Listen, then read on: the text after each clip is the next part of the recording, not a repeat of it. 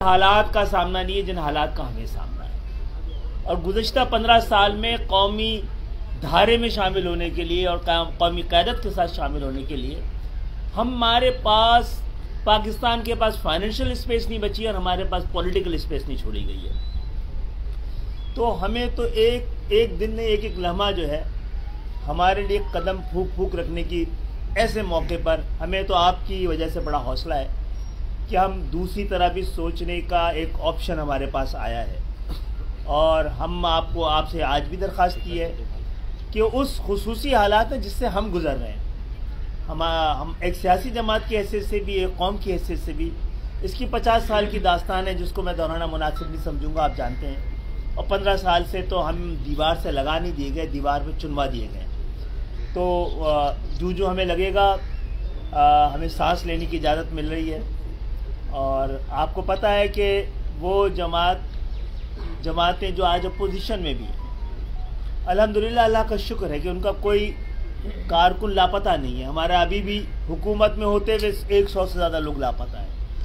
آپ میں سے اللہ کا شکر ہے، اور اللہ کا شکر ہے ایسے ہی رہے پاکستان میں، آپ کی کسی کی دفاتر بند نہیں ہیں، منہدم نہیں کیے گئے، ہمارے ہیں۔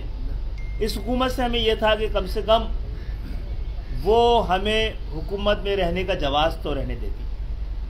اگر ہمیں پتہ لگے کہ بہت سارے معاملات میں وزیر اعظم کے پاس اختیار ہی نہیں ہے، تو پھر ایسی جمہوریت جس کے ثمرات عام پاکستانی تک نہ پہنچے، اس کو کرنے کا ہمیں بھی شوق نہیں ہونا چاہیے۔ لیکن آپ آئے ہیں، اور ہمیں امید ہے کہ آپ کے ذریعے اور آپ کے تجربے سے پاکستان جن مشکلات میں آج کھڑا ہے ان سے نکلنے کے لیے ہم آپ کا اور آپ ہمارا ساتھ دیں۔ مولانا صاحب یہ بتا دیں کہ عمران خان نے کہا کہ موجودہ حالات کا ذمہ دار جو ہے وہ میڈیا ہے، آپ کیا سمجھتے ہیں کہ میڈیا ہے موجودہ حالات کا ذمہ دار جو اس وقت حکومت کے ساتھ جو حالات چل رہے ہیں؟ مولانا صاحب اس ٹائم OIC چل رہی ہے اسلام آباد میں، ہم ایسا کون سا تیر مار لیں گے OIC میں آپ کی نظر میں؟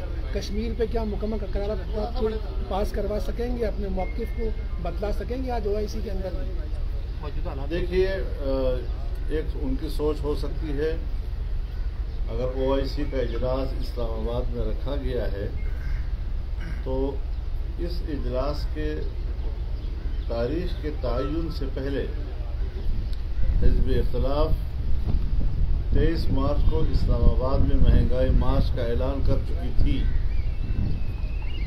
کیوں پوری دنیا کو اور اسلامی دنیا کو اس امتحان میں ڈالا گیا کہ ایک طرف پوری قوم اسلام آباد کی طرف مارچ کر رہی ہے،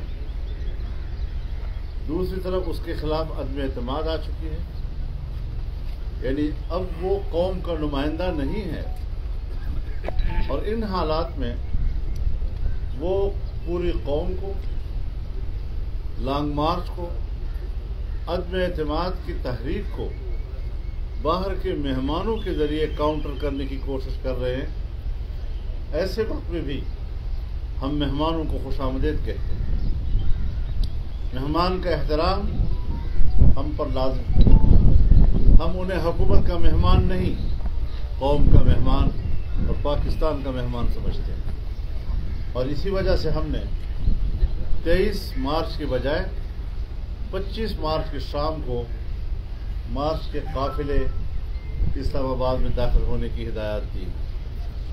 انشاءاللہ العزیز پورا ملک آئے گا۔ دیکھنا یہ ہے کہ پاکستان کا کون سا وہ بدبخت شہری ہے کہ جو عمران خان کے ساتھ کھڑا ہوگا اور اس بات کا ثبوت دے گا کہ میں اس ملک کی تباہی میں عمران خان کا ساتھ دے رہا ہوں۔ یہ کون بدبخت ہوگا، اور کیسے ممکن ہوگا یہ کہ آج اس حالات میں جب کہ ملک ڈوب چکا ہے، پاکستان کی اکانومی یہاں تک کہ ہمارا مرکزی بینک پاکستان کے اختیار سے نکل چکا ہے، ہمارے سالانہ بجٹ کا تخمینہ 0 سے نیچے جا چکا ہے، ہمارا روپیہ ڈالر کے مقابلے میں 185 کو کراس کر رہا ہے، مہنگائی چاہے وہ راشن کی صورت میں ہو، چاہے تیل کی صورت میں ہو، بجلی کی صورت میں ہو، چاہے دوائی کی صورت میں ہو، عام آدمی کی پہنچ سے باہر ہو گئی ہے، اور ان حالات میں بھی وہ جلسوں میں کھڑا ہوتا ہے۔ میں کہتا ہوں یہ بڑی ضرورت مند مرغی ہے کہ جو اپنا چونچ گند میں مارتی ہے اور گند کو چکتی ہے اور پھر اپنی چونچ کو اونچا بھی رکھتی ہے. مولانا ادھر سے لے لیجیے گا. میرے دو مختصر سوال ہیں, بالکل مختصر سے. پہلے تو آپ مولانا یہ بتائیں آپ کہ جو دھمکیاں دے رہے ہیں 3 لوگوں کو جو دھمکیاں دے رہے ہیں کہ اس کے بعد عدم اعتماد اگر قائم نہیں, حکومت نے دھمکی دی ہے تو اس کی آپ نے کیا سوچا کہ کس طرح نمٹیں گے؟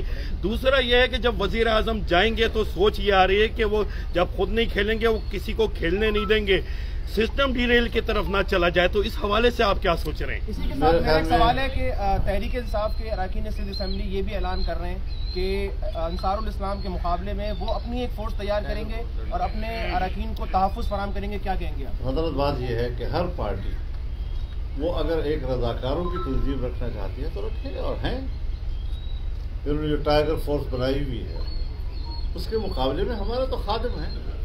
ہر پارٹی کے پاس کارکن ہوتے ہیں, وہ ان کے جلسوں کو کنٹرول کرتے ہیں, اس کے نظم کو برقرار رکھتے ہیں, وہاں دریا بچھاتے ہیں, اسٹیج لگاتے ہیں, پانی پلاتے ہیں لوگوں کو.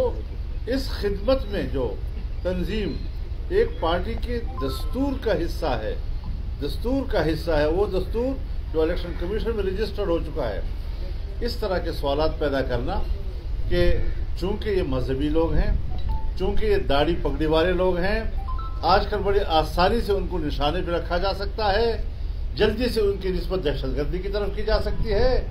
اب جو انہوں نے دھمکیاں دی ہیں کہ پھر تم سے کوئی شادی نہیں کرے گا, تو پھر شادی نہیں کرے گا والا انجام تو خود اپنا دیکھ لے, باقیوں کی بات تو بعد میں کریں گے.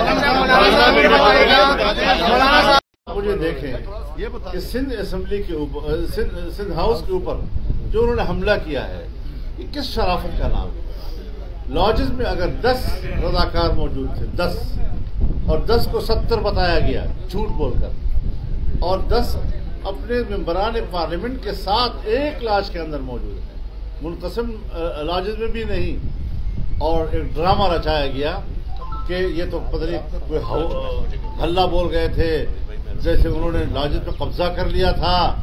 لیکن میں شکر گزار ہوں ان تمام سیاسی جماعتوں کا کہ جنہوں نے اس موقع پر یکجہتی کا مظاہرہ کیا, بھرپور طور پر کیا, اور انہوں نے جو وہاں دہشت گردی کی دروازے توڑے, وہ کس زمرے میں آئیں گی؟ کیا دنیا اس کا نوٹس لے گی؟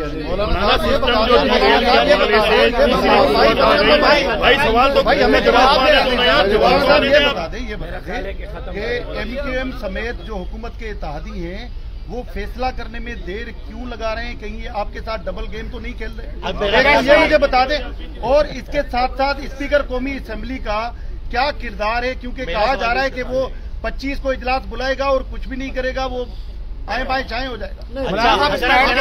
اس میں ایڈ یہ کرنا کہ پیپلز پارٹی نے جو مطالبات مانے ہیں MKM پاکستان کے, تو آپ گارنٹی لیں گے زرداری صاحب ان پر عمل درآمد کروائیں گے؟ دیکھیے بات یہ ہے کہ کچھ چیزیں اعتماد کے طور پر کی جاتی ہیں. 14 سال میں تو اختلاف رہا, 14 سال میں شکایتوں کا تبادلہ رہا, لیکن حالات بدلتے ہیں, اور بدلتے ہوئے حالات کچھ نئی تعلیمات دیتی, نئی راہیں دیتی ہیں.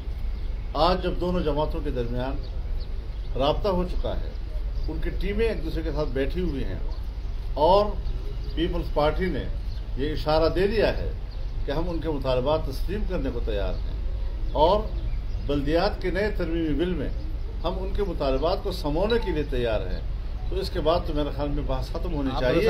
ہاں جی, آپ بھروسہ کرتے ہیں؟ ظاہر ہے بھروسے کی وہ دنیا چلتی ہے.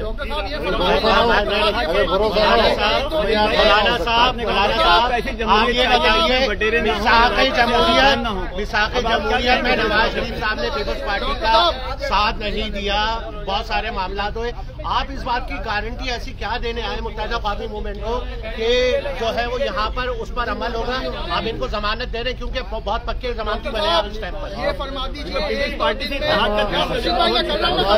ہماری سیاست اعتماد کی سیاست ہے, زبان کے اعتماد کی سیاست ہے.